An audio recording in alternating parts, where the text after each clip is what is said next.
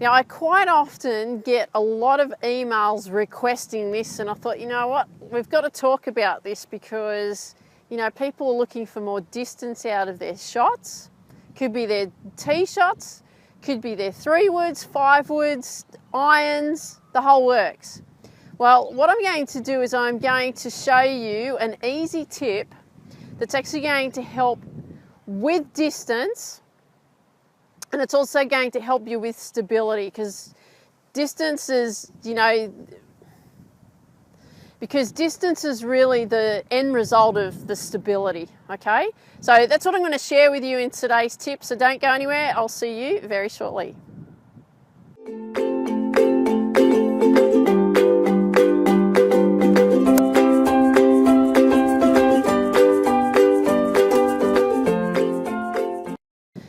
Hey there, Tiff the Lady Golf Teacher here. Hope you're having an absolutely awesome day. As you can see here, it is absolutely beautiful. It's almost swimming weather. Not quite, but it does look that way. So today's tip. Now, I get a lot of requests about this, and I thought, you know what, I've really got to tackle this because a lot of people come to me about wanting more distance. I find that the most consistent two things that people ask me is distance and consistency. And that's the thing that they're looking for. They never ask me for accuracy. That's always distance or consistency. Now, the thing that I will say to you right now is that we need to ensure, if you want to get more distance out of your swing, whether it be a tee shot, a 3 wood, a 5 wood, a hybrid, an iron, you have to make sure that you're doing quite a few different things. It's not just one secret. There are actually quite a few elements that you have to piece together in order for that to happen. Whereas a lot of people tend to think it's a quick fix and it's just going to happen magically. And anything worthwhile with a golf swing, as you know, will require effort, okay?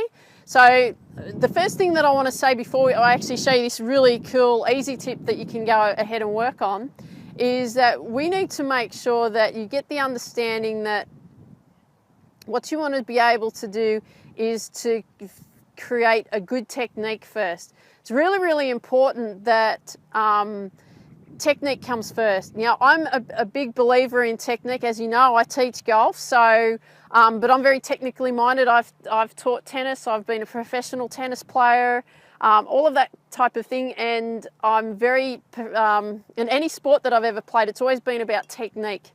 Now, the reason that I say that, because if you are mechanically efficient, you are technically correct, you are going to get more distance. You are going to get more accuracy. You're going to get the type of shots that you want to get out of your golf game.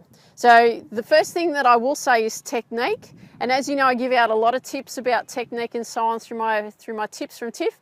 So I just want you to put that in your mind that, technique is really important. The other thing that I want to put to you too is you've got to work on this as well, okay? Just because you're going out there and you're hitting the driving range and you're practicing, you may not be practicing the right things. You may not be practicing with purpose. I know a lot of people that go out and practice just for the sake of it, just go and hit balls and hope that it's all going to come together. Or, Tiff, I'm working on what you've told me, but it's not all coming together yet. We need to make sure there's a practice plan in place, all right? Practice plan in place. And you need to make sure there's also purpose behind that. Because, look, I can talk about this forever. I love mindset and so on. But before I give you this tip, what is it? Why are you playing golf? A lot of people play golf for different reasons. I play golf because I love the sport. I love the technique. Okay, I love the most pure shot that you get when you hit the tee shot straight down the middle, or you hit the most awesome pitch shot, within a metre of the hole. And then you sink this beautiful little putt, 1 metre putt, and you've just birdied the hole, or eagled the hole, or even parred the hole. Right? To me, it's absolutely pure. That's why I play golf. But why do you play golf? Because I want you to be thinking about that while you're out practicing. Why are you out there? Why are you hitting the driving range every day? Why are you going out and playing golf with your girlfriends or mates or,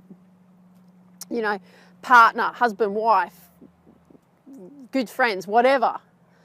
Why do you do that? Why are you out playing golf? Because I really want you to think about that, because, you know, it can be difficult at times. Sometimes we're not getting the results that we want in our golf game. We don't see instant results. It was funny, I was working in the garden the other day, and I'll just share it quickly because this analogy will make sense to you. You work out in the garden, and I'm not a big garden lover, I do not have a green thumb, but I was working out in the garden, I love pulling weeds out, and I was thinking, oh, you know, you see instant results. You pull weeds out, you clean up the area, you see instant results. You could go out and slog away at your golf game for 3 months, 6 months, even 12 months, and you might feel that you're not seeing a difference. I see the differences in the people that I work with, but you may not see the difference or feel the difference. And the thing that I will share with you right now is you've got to keep going at it, okay? Make sure you're setting goals, make sure you're practicing with purpose, make sure you've got a practice plan. Very, very important, okay? I will talk about this in more depth in another video, but I've just got a bit carried away because I'm very passionate about making sure that you're getting what you want out of golf and you're achieving your golf dreams, okay? All right, so let's get on to the tip. So this tip that I'm going to share with you is really more about stability, okay? It will help with distance over time, but I'm a big believer with a golf swing, we've got to make sure that we're working from the ground up. A lot of people believe, and I've seen golf pros teach this as well, which, you know, I scratch my head at, is that they tell you to swing really quickly with your arms at the shot. Now, if you haven't got your body sequencing right, that's not going to work. All you're going to do is get more mistakes, right? So remember, it's all about technique, getting the technique right first, making sure the body's sequencing at the right time. But this one's just going to help you with creating stability. We always want to work from the ground up, okay? So we don't work from the top down, we work from the ground up. So this is a stability drill I'm going to give you that you can apply to any golf club. You can apply it to your driver. I'm actually going to do it with the driver, but you can also apply it to hybrids, woods, irons. You can drill away at this one, okay? Now, what you want to be able to do here is I want you to set the ball in line with your left leg, okay? Directly in line with your left foot, and I want you to set up. You can do this with your driver. As I said, I'm going to demonstrate this with the driver. Now, the other thing I want you to do is sit your right foot back. Now, you may have seen me talk about a drill like this before with doing a chip shot to create stability. You can do this with everything, okay? We need to create stability first in our golf swing. So what we're going to do here is we set our left foot forward, so it's in line, right foot back. Now, if you are a left-handed golfer, it's going to be the opposite, isn't it? It's going to be your right foot that's going to be in line with the ball, okay? Now, I don't want you to do a big elaborate swing or anything like that. I just want you to feel like you're just doing a half swing. But the thing that I want you to feel when you're setting in is that your left leg is really planted, like your foot is really planted into the ground, and you're feeling the muscles work on your left foot. Now, it's really important that you feel the muscles working in your left foot because we need to create grounding. And the other thing is we need to make sure the muscles are working in the actual leg, like our quads and our hamstrings, even our butt, okay?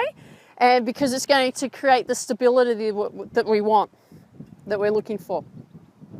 So when we set up, I want you to set it in and lock your leg in. So remember, you're going to be looking more a bit like this, okay? Now, all I want you to do is once you've set it in place, you're not swinging hard with your upper body, we're just creating stability with the lower body, okay? So if we just go back through hold, okay? What I feel coming through is I feel a lot of stability through my left leg. I don't feel like I'm wobbling around. Now, that's the big thing that we want to make sure that you're doing in this specific drill, and I'll share some other things with you in future videos on how we can take this further. But I want you to make sure that you're creating that stability in that left side. Do it with every club. Any club that you're struggling with, start doing this drill with it, okay? Start creating some stability. And then I'll show you in a future video how we can then adapt that and apply that to the actual golf swing. But that's the first thing that I want you to be working on, is making sure we get a lot of stability in our left leg. Okay, I hope you got a lot of value out of today. I'd really appreciate if you could leave a comment down below and share with me what you like best about what you heard. I know I'll talk about mindset as well because I'm very passionate about making sure that you get maximum benefit out of your golf game. You know, I want you to play consistent. I want you to play happy golf. I want you to be a happy golfer. I want you to feel really good about yourself within. I want you to enjoy playing golf. You know, look at this today. It's fabulous. So have an awesome day. Remember this one. Tee it high. Let it fly. Please leave a comment down below. I'd love to hear from you. Have an awesome day. See you soon. Bye-bye.